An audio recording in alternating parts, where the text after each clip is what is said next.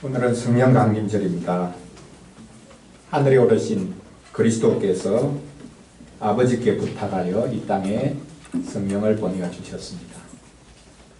성부께서 이 땅에 성자를 보내셨고, 이제는 하늘에 오르신 성자께서 이 땅에 성령을 보내어 주셨습니다.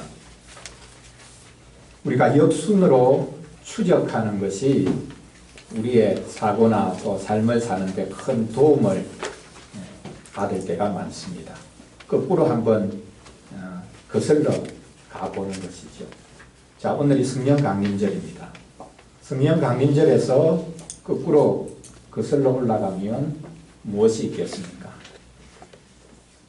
성령 강림이 있기 때문에 그 이전에 있었던 것이 우리에게 분명해지는 것이죠. 그것은 예수님께서 하늘에 올라가셨구나 라는 것을 알 수 있습니다.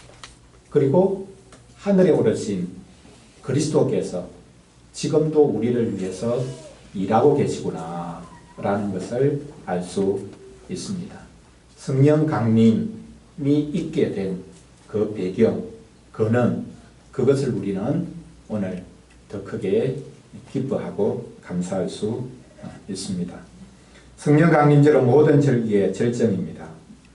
그리스도께서 이 땅에 오셔서 친히 100% 이루어 주신 일을 성령께서는 이제 구체적으로 적용하시고 또 우리가 그것을 누릴 수 있도록 해 주십니다.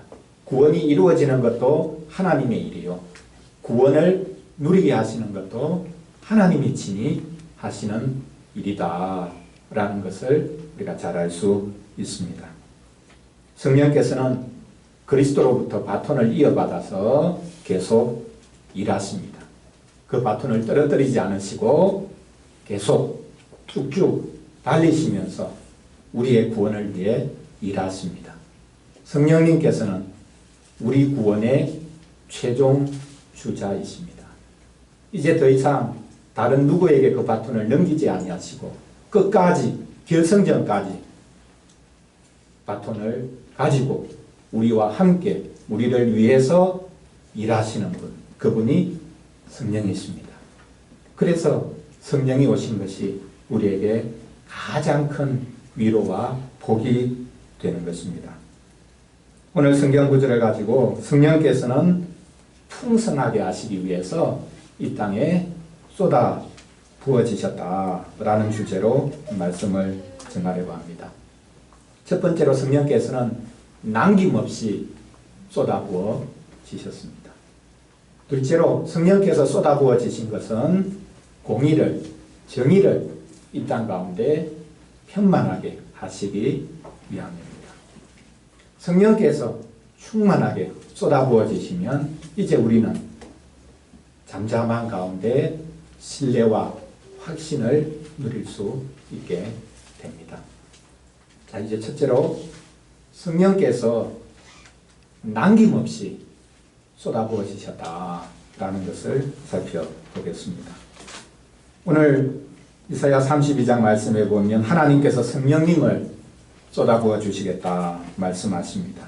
15절에서 기록하고 있습니다. 마침내 위에서부터 영을 우리에게 부어 주시리니. 마침내 하나님께서 위에서부터 영을, 성령이십니다. 하나님의 영이신 성령님을 부어주겠다라고 말씀하고 있습니다. 왜 성령님을 부어주겠다고 하십니까? 왜 마침내 성령님을 위에서부터 부어주겠다고 하시는 것일까요? 이 말씀은 앞에 있는 절들과 연결시켜서 해석을 해야 합니다. 선지자는 예루살렘이 완전히 황폐할 것을 이미 말씀했습니다. 사람들로 북적이던 예루살렘이 완전히 황폐해져서 들짐승들이 노니는 소굴이 될 것이라 라고 말했습니다.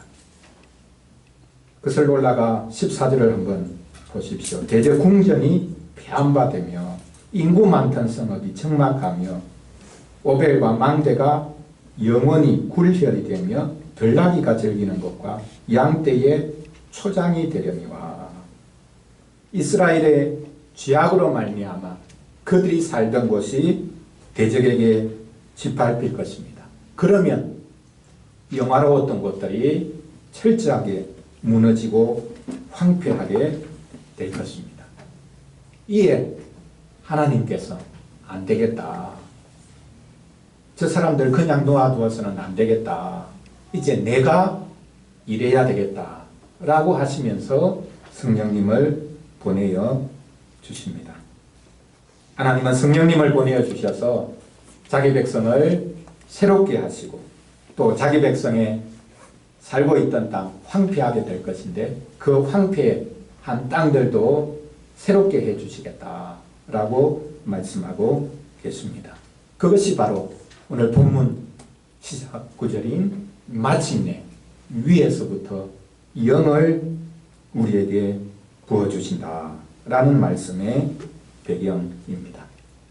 여기서 부어주신다라는 말씀의 뜻은 완전히 비워버린다라는 뜻입니다. 여러분, 항아리에 물이 가득 차 있습니다. 그 항아리에 물을 이제 쏟아서 붓죠. 바닥에 남아있는 물이 없도록 완전히 쏟아부어 버리는 것을 말합니다. 컵의 경우도 마찬가지입니다. 컵이 크면 단번에 마실 수 없죠. 중간에 마시고 남아있는 물이 있습니다. 그런데 오늘 여기 부어주신다라는 것은 완전히 바닥이 드러날 때까지 쏟아부어 주시는 것. 바닥이 훤하게 보일 정도로 남아있는 물이 하나도 없도록 완전히 끝까지 쏟아부어 주시는 것을 말하고 있습니다. 그렇습니다. 성령께서는 위로부터 이 땅에 쏟아부어 지십니다. 성령이 물질이 아니죠. 비유적으로 지금 표현하고 있는 것입니다. 성령은 남김없이 이 땅에 쏟아부어 지시는 분이다. 이 땅의 문제를, 하나님의 백성의 문제를 새롭게 하시고 해결하시기 위해서 남김없이 성령을 쏟아부어 주시겠다라고 말씀하고 있습니다. 사람이 이 땅 전체를 장악하고 지배하고 자기의 뜻대로 다스리고 있기 때문에 그 모든 것들을 새롭게 하시기 위해서 성령께서 구석구석 남김없이 모든 것들에 쏟아 부어지실 것이라. 그래야만이 이 땅이 새로워지고 회복될 수 있다라고 말씀하고 있습니다. 쏟아부어 주시는 이유는 이 땅을 충만하게 하시기 위함이죠. 이 땅을 전적으로 새롭게 하시기 위함입니다. 가장 먼저는 하나님의 백성을, 교회를 새롭게 하시기 위함입니다. 성령께서 이렇게 남김없이 쏟아 부어지신 것, 이것은 그냥 자동적으로 된 것이 아닙니다. 성령님이 남김없이 쏟아 부어질 수 있게 된 것은 그리스도께서 먼저 자신을 남김없이 쏟아 부어 주셨기 때문입니다. 우리가 그것을 어떻게 합니까? 그리스도께서 하나님께서 주신 그 잔을 남김없이 다 마셔주신 것을 통해서 우리는 압니다. 그리스도께서는 우리를 위해서 자신을 온전히 쏟아부어 주신 분이구나. 남기지 않고 온전히 다 자신을 비우시고 쏟아부어 주셨다라는 것을 우리가 알 수 있습니다. 우리가 다음 주일에 참여하게 될 승찬회상에 잔이 있지 않습니까? 그 잔은 원래 그리스도께서 마셔주신 잔을 우리에게 보여주는 것입니다. 근데 사실 이 잔은 다르죠. 그리스도께서 마신 잔은 진노의 잔입니다. 하나님으로부터 진노의 잔을 받아 남김없이 마시셨습니다. 한 방울도 남김없이 마셨습니다. 밑에 깔아앉아 있는 찌꺼기, 이런 포도주 이렇게 만드는 분들은 알 겁니다. 찌꺼기가 가라앉는데 가라앉은 찌꺼기가 훨씬 더 독할 때가 있죠. 그 가라앉아 있는 찌꺼기까지, 그 독한 찌꺼기까지, 진노의 찌꺼기를 다 그리스도께서 마셔 주셨습니다. 그것이 십자가가 아닙니다.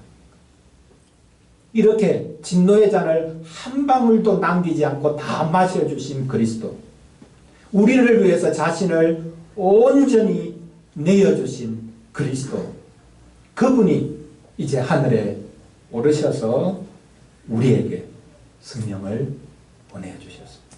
그래서 성령님은 남김없이 이 땅에 쏟아부어 지실 수가 있었던 것입니다. 그리스도께서 하신 일이 있기 때문에, 그리스도께서 자신을 우리에게 온전히 주시고 진노의 잔을 한 방울도 남기지 않고 다 마셔 주셨기 때문에 이제는 하늘 아버지께 부탁해서 성령님을 남김없이 쏟아 부어주시는 이 놀라운 일이 일어나게 된 것입니다. 성령께서는 마지막 시대에 하나님의 백성들을 위해서 남김없이 쏟아 부어지십니다. 자, 이제 성령께서 남김없이 쏟아 부어지셔서 하시는 일, 우리가 누리게 되는 일을 살펴보겠습니다. 그것은 바로 성령님으로 말미암아 정의가 또 공의가 넘치게 된다라는 사실입니다. 성령께서는 오순절에 오셨죠. 오순절은 우리가 알고 있듯이 유월절로부터 50일째, 유월절 그 다음 날이 초실절이라고 땅이 첫 열매를 냅니다. 보리싹을 내서 그 보리싹을 이렇게 손으로 비벼서 하나님께 바치는 초실절이라고 있는데, 그날로부터 시작해서 50일째가 오순절이죠. 오순절은 이제 여름이 시작되고 미래 추수가 본격적으로 시작되는 먹을 것이 풍성한 절기 계절입니다. 이 오순절에 성령께서 오신 이유가 있죠. 그것은 풍성하게 하기 위한 것입니다. 먹을 것도 풍성하고, 또 성령께서 오셔서 하나님의 백성에게 돌판이 아닌 마음판의 율법을 새겨주셔서 정의와 공의가 넘쳐나는 세상을 만들도록 하시기 위해서 성령께서 오셨습니다. 16절을 보십시오. 그때 정의가 광야에 거하며 공의가 아름다운 밭에 거할 것이라 라고 말씀합니다. 성령께서 위에서부터 자기 백성에게 쏟아부어지면 하나님의 백성이 사는 곳, 그곳 어디든지 정의와 공의가 넘쳐나게 된다라고 말씀하고 있습니다. 여기 정의가 광야에 거한다라고 말씀하고 있는데요. 광야 이야기를 하는 이유가 있습니다. 지금 이스라엘 백성의 상태가 광야 같다는 겁니다.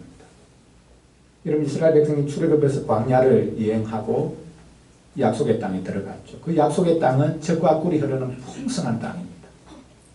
풍성한 땅에 들어가서 하나님께 감사한 것이 아니라 이제 더 자기 욕망, 자기 탐욕을 위해서 하나님의 백성이 살아가기 시작합니다.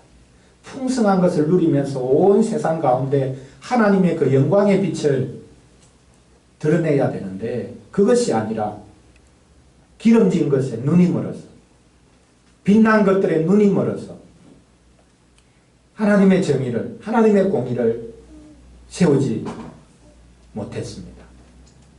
서로서로를 착취하는 대상으로 심지어 생각하기도 했습니다. 그래서 지금 이스라엘 백성의 상태가 광야와 같다는 겁니다. 그 광야에 정의가 넘쳐나게 될 것이다. 그리고 하나님의 백성이 자랑하는 그 아름다운 밭에도 공의가 넘쳐나게 될 것이라 라고 말씀하고 있습니다. 성령께서 오시는 이유는 정의를 세우기 위한 것입니다. 공의를 풍성하게 하기 위한 것입니다. 온 세상에 빛이 되어야 할 이스라엘에 정의가 사라졌습니다. 공의가 사라졌습니다. 성경에 여기 정의, 공의라는 말, 이곳 말고도 여러 군데 표현되어 있는데요. 쉽게 말해보자면 정의가 사라졌다는 것은 바른 판단이 사라졌다는 말입니다. 그리고 공의가 사라졌다는 것은 바른 행실이 사라졌다는 것을 말합니다. 세상에서 바른 판단과 바른 행실이 사라진 것 문제가 아니죠. 원래 그럴 수밖에 없습니다. 인생은 다 굽어 있습니다. 자기를 향해서 굽어 있습니다. 어떤 신학자는 그 굽어 있는 것이 죄라고 말했죠. 자기를 향해서 굽어 있는 것. 세상은 굽어 있습니다. 바른 판단을 할 수가 없습니다. 바른 행실을 가질 수가 없습니다. 엊그제 코로나 와중에요. 코로나를 물리친다고 하는 씻긴굿이 있었다고 합니다. 영호남에 대표적인 무당들이 모여가지고 씻긴굿을 했다. 그래서 카톡에 목사들로부터 또 여러 사람들로부터 나라가 망조가 들렸다. 무슨 굿을 하냐. 기독교인들이 염려하는 마음으로 그렇게 하겠죠. 여러분, 굿 때문에 우리나라가 망하는 거 아닙니다. 세상에서 아무리 굿을 한다고 해서 대한민국이 망하는 게 아닙니다. 그 막을 이유가 없습니다. 세상 사람들은 자기들 나름대로는 코로나를 물리친다고 그렇게 악한 것들에게 마귀에게 비는 것이기는 하지만 자기들 나름대로 행동을 하는 겁니다. 나라를 위해서, 국민을 위해서 한다고 하는 겁니다. 문제는 세상이 바르게 판단하지 못하고 바른 행실을 가지지 못하는 것이 문제가 아니라 우리 기독교인들이 바른 판단을 하지 못하는 것, 바른 행실을 가지지 못하는 것, 이것이 문제죠. 대한민국이 망한다면 굿하는 것 때문에 망하는 것이 아니라 교회 때문에 망할 겁니다. 우리를 돌아봐야 됩니다. 과연 우리가 바른 판단을 하고 있는가? 우리가 바른 행실을 가지고 있는가? 우리가 말씀을 가지고 있는 자들인데, 교회에 말씀이 있는데 세상이 어떻다 그렇게 말하기 전에 과연 우리가 정의를, 공의를 시행하고 있는가? 하나님은 그것을 보시고 그것이 제대로 되지 않으면 이 땅도 같이 하나님께서 벌하실 것입니다. 우리가 바른 판단을 하지 못하고 바른 행실을 가지지 못하고 있기 때문에 이것을 해결하기 위해서 하나님이 긴급 조치를 취하십니다. 그래서 보내주신 분이 성령이십니다. 성령님을 쏟아부어 주셨습니다. 우리 판단 하나하나가 다 욕심으로 가득 차 있기 때문에, 우리의 행실 하나하나가 다 굽어 있기 때문에 그 모든 것들을 남김없이 고쳐주시고 회복시켜 주시기 위해서 성령님을 남김없이 쏟아부어 주시는 것입니다. 성령님이 오시고 그 성령님을 우리가 받아야만이 바른 행실과 바른 판단을 가질 수 있습니다. 성령 충만하다는 것은 여러 가지 은사가 충만하다는 것만을 말하지 않습니다. 성령 충만해야 바른 판단을 가질 수 있습니다. 누구나 다 성경 가지고 이야기하죠. 성경이 이렇다 저렇다, 성경이 이렇게 말한다, 저렇게 하자. 다 다른 이야기들을 합니다. 성령께서 오셔서 우리의 마음을 밝혀주셔야만이 그 말씀이 나의 패부를 지적하고 우리의 어두움을 지적하고 그래서 하나님께 나아가도록 만들어 주시는 것이죠. 성령께서 오셔야만 우리가 바른 판단을 할 수 있습니다. 여러분, 한국 교인들은 성령을 구하는 일에 누구보다 열심인데 왜 성령을 구합니까? 성령으로부터 은사를 받아가지고 내 은사를 막 자랑하고 드러내고 내가 대단한 사람이라는 것을 보이기 위함일까요? 그렇다면 성령을 잘못 구하는 것입니다. 왜 우리가 성령을 구해야 됩니까? 성령님이 오셔야만이 성경을 하나님의 말씀으로 제대로 이해할 수 있고 바르게 판단할 수 있기 때문입니다. 성령님 오셔서 바른 판단을 할 수 있도록 저를 도와주십시오. 제 생각이 굽어 있습니다. 제 생각이 다 제 중심으로 굽어 있습니다. 성령님 오셔서 이것을 좀 펴주세요. 생각하는 거 하나하나 바르게 생각할 수 있도록, 반듯하게 생각할 수 있도록 도와주십시오. 성령님께서는 이것을 위해서 우리에게 오시는 것입니다. 행동도 마찬가지입니다. 하고 싶어도 할 힘이 없죠, 우리가. 성령님 오셔서 제가 아는 것, 제가 받은 말씀 가지고 살아갈 수 있도록 힘을 주십시오. 저에게 힘이 없습니다. 말씀 아는 것 자랑은 하지만 그 말씀대로 살아갈 힘이 없습니다.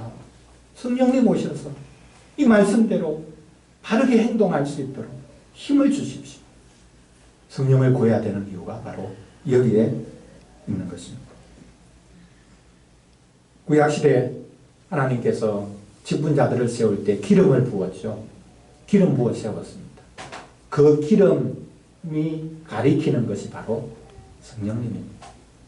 성령님이 오셔야 그 직분자가 바르게 판단하고 바르게 행동할 수 있기 때문에 구약시대는 상징적으로 기름을 부었고 신약시대는 실제로 그 기름 부음이 가리키는 성령님, 그분이 바로 오셔서 우리 가운데서 일하시는 것입니다. 세상 왕과 달리 이스라엘에 세우는 왕들, 다윗의 후손들이 다 기름 부어져서 성령으로 충만할 때에 그들의 판단은 하나님의 판단이 되었습니다. 그들이 하는 것이 곧 하나님께서 자기 백성을 다스리는 일이 되었습니다. 직분자에게 가장 먼저, 그리고 우리 모두에게 성령이 남김없이 쏟아부어지셔야만이 비로소 우리는 이 땅 가운데서 바르게 판단하고 바르게 행동할 수 있게 될 것입니다. 이것을 위해서 성령님이 오셨다라는 것을 우리가 알고 또 기뻐해야 하겠습니다. 자, 이제 마지막 세 번째로 성령께서 남김없이 바닥이 흔하게 보일 정도로 뭔가 남겨두는 것이 있는 게 아니라 남김없이 쏟아부어 지시는 이유는 자기 백성들이 잠잠히 하나님을 신뢰하고 확신을 누릴 수 있도록 이 땅 가운데 오셨습니다. 쉽게 말하면 성령께서 쏟아부어 지셔야만이 우리가 신뢰하고 또한 확신을 가지는 자리에 설 수 있다라는 뜻입니다. 하나님께서 성령님을 쏟아부어 주시는 것은 우리에게 신뢰와 확신을 주시기 위함입니다. 17절을 보십시오. 공의의 열매는 화평이요 공의의 결과는 영원한 평안과 안전이라 라고 말씀하고 있습니다. 여기 화평, 영원한 평안, 안전, 이것이 다 다른 단어입니다.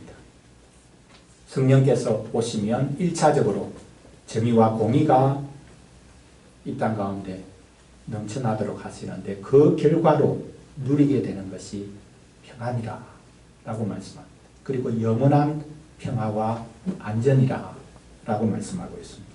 여기서 말하는 영원한 평안과 안전, 이것을 다른 말로 번역하면 영원한 잠잠함과 확신으로 번역할 수 있습니다. 세상은 요동치고 우리의 마음조차도 쉼없이 요동치고 있지만 성령께서 오시면 우리가 잠잠할 수 있다는 겁니다. 성령께서는 우리를 막 흥분시키시는 분이 아닙니다. 우리가 착각하는데요. 성령님 오시면 막 사람이 흥분되고 막 그렇게 된다. 아닙니다. 성령님 역사하시면 차분해집니다. 세상이 요동쳐도 사람이 차분해집니다. 성령께서는 막 열나게 하시는 분이다. 그렇지 않습니다. 잠잠하게 주님을 신뢰하고 바라볼 수 있도록 만들어 주십니다. 이사야 7장 말씀에 이미 이런 내용이 있었죠. 북쪽의 아람과 이스라엘이 연합군을 구성해서 남쪽 유다를 쳐들어옵니다. 하나님께서 선지자 이사야를 보내서 유다왕 아하스에게 말씀하시지요. 너는 삼가며 조용하라. 막 불안하고 온 나라 전체가 지금 우리가 어떻게 해야 되겠냐. 그렇게 불안하고 떨고 있을 때에 선지자를 보내서 너는 삼가라. 잠잠해라. 조용해라. 그렇게 말씀하셨습니다. 그 연합군이 심히 노할지라도 이들은 연기 나는 두 부지깽이 그루터기에 불과하니 두려워하지 말며 낙심하지 말라. 선지자가 말한 이 잠잠함, 조용히 기다리라. 하나님이 하시는 일을 보라. 이것이 바로 성령께서 오셔서 우리들에게 주시는 마음입니다. 잠잠히 하나님을 바라보도록 도와주시는 분이 성령이십니다. 이것을 위해 성령께서 남김없이 우리에게 쏟아부어 주셨습니다. 성령께서 쏟아부어 주시면 우리가 얻을 수 있는 또 다른 마음은 신뢰와 확신입니다. 성령께서는 신뢰하는 영이십니다. 성령을 받은 사람은 신뢰합니다. 성령을 받은 사람만이 신뢰할 수 있는 사람이 됩니다. 이 신뢰에서 나오는 것이 바로 확신이죠. 신뢰와 확신은 연결되어 있습니다. 신뢰가 확신을 줍니다. 확신을 가진 사람은 신뢰하는 사람이라는 것을 알 수 있습니다. 여러분, 이 세상은 지금 모든 것을 의심하는 시대죠. 모든 권위를 다 의심합니다. 무엇이든지 그게 문제가 있을 거다.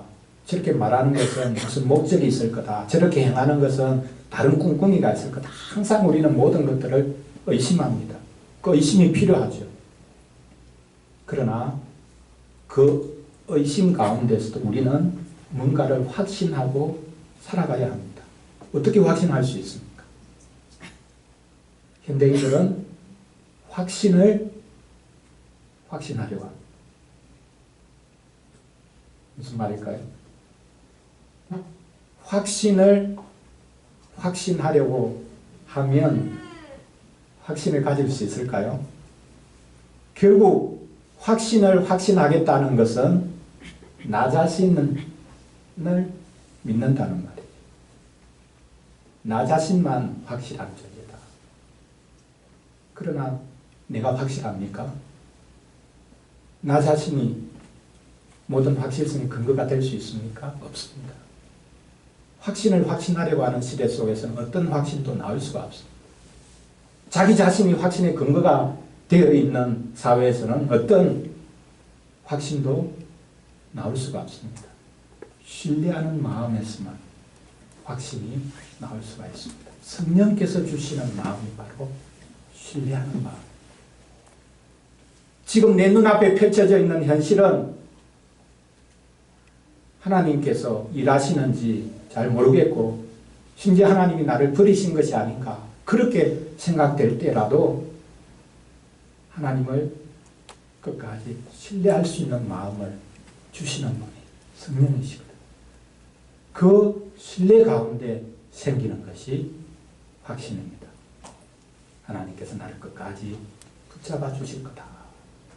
이 확신을 가질 수 있습니다. 이것이 바로 성령께서 주시는 마음입니다. 오늘 본문 19절에 보면 갑자기 지금 이상한 말이 등장하는데요. 지금 계속해서 광야를 또 숲을 하나님의 백성이 사는 곳들을 하나님께서 성령을 보내주셔서 회복시켜 주시겠다. 새롭게 해주시겠다. 그것은 그냥 눈에 보이는 땅이나 집 이런 것들이 회복되는 그것만을 말하는 것이 아니라 하나님의 백성의 모습이 완전히 회복될 것을 보여주는 것이죠. 그런데 갑자기 그 숲은 우박에 상하고 성읍은 파괴되리라 라는 말씀이 등장합니다. 이것은 이스라엘 백성들, 유대 사람들이 가지고 있는 거짓 확신을 하나님께서는 무너뜨리신다 라는 뜻입니다. 유대인들이 자랑하던 숲, 그들이 그하던 그 아름다운 성읍, 그것은 파괴될 것이라 라고 말씀하고 있습니다. 무슨 말입니까? 우리의 거짓된 확신은 무너져야 된다는 뜻입니다.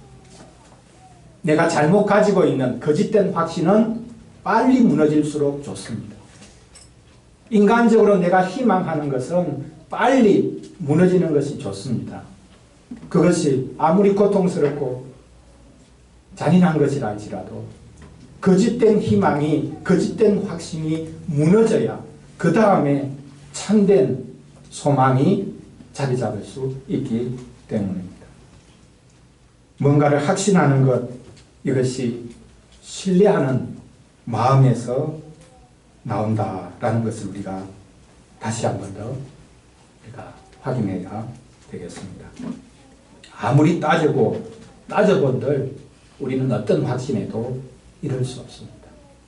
성령께서 우리 가운데 찾아와 주시면 우리는 잠잠하게 주님을 바라볼 뿐만 아니라 우리의 현실이 어떠하든지 주님을 신뢰하고 놀라운 확신 가운데 설 수 있게 될 것입니다. 그래서 어린이를 위한 질문 3번 문장처럼 성령의 역사로 말미암아 우리는 잠잠한 확신을 누릴 수가 있습니다. 아무것도 가진 것이 없는데, 백도 없고 무엇도 없는데 마음이 든든하다. 이게 자기를 속이는 것이 될 수도 있지만 성령께서 주시는 마음이 바로 이것입니다. 잠잠하게 주님을 바라볼 수 있다. 주님을 신뢰하고 주님이 일하실 것을 기대하는 것. 이것이 성령께서 역사함으로 이루어지는 일입니다. 사랑하는 성도 여러분, 쩍쩍 갈라지고 메마른 땅 위에 시원한 단비가 내리듯이 성령께서 위에서부터 쏟아부어 지셨습니다. 성령께서는 종말의 영입니다. 마지막 시대에 오신 영입니다. 마지막까지 일하실 영입니다. 그리스도는 잠시 하늘에 올라가셨지만 성령께서는 이제 다시 하늘로 올라가지 않으십니다. 이 땅에 계시면서, 놀랍게도 이 땅에 계시면서도 계속 쏟아부어 지시는 은혜로 자기 백성과 끝까지 함께 하십니다. 위에서부터 폭우처럼 쏟아부어지시는 분, 이 땅에 계시면서도 계속해서 풍성한 은혜를 베풀어 주시는 분, 그분이 성령님이십니다. 성령의 역사는 바닥이 드러난 적이 없습니다. 가면 갈수록 더 풍성하게 쏟아부어 지실 것입니다. 하나님께서 그리스도께 성령을 한량없이 쏟아부어 주셔서 아버지께서 맡기신 일을 온전히 이루게 하셨듯이 이제 성령께서 우리에게 쏟아부어지셔서 우리가 하나님의 백성으로 살아가도록 역사해 주실 것입니다. 우리에게도 성령께서 한량없이 쏟아부어질 것입니다. 그 은혜를 기대하시기 바랍니다. 교회 안에 있으면 이 성령의 은혜를 우리가 풍성히 맛볼 수가 있습니다.